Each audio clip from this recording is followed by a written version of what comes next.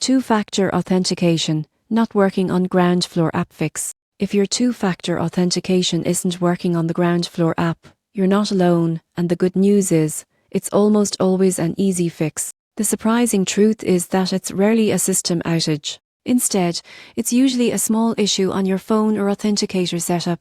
Let's start with the basics. Open your phone settings and make sure Set Automatically is turned on for date and time. Two-factor authentication codes depend on precise timing between your device and Groundfloor's servers. Even a few seconds of difference can make the code invalid. Next, check for updates to the Groundfloor app in the App Store or Google Play Store. Outdated versions can cause login and security issues. Once updated, close and restart the app.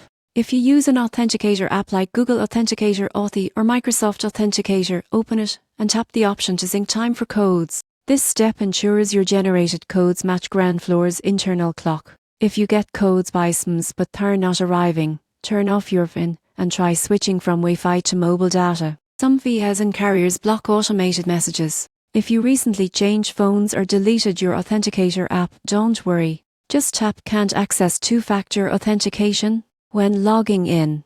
Groundfloor support will walk you through verifying your identity and resetting your FA. Still not working? Try uninstalling and reinstalling the app. This clears old cached data that might be interfering with authentication. Once your time, app, and network are properly aligned, your two-factor authentication should work perfectly again. Remember, it might feel inconvenient, but it's a powerful layer of security keeping your real estate investments and financial data safe from unauthorized access.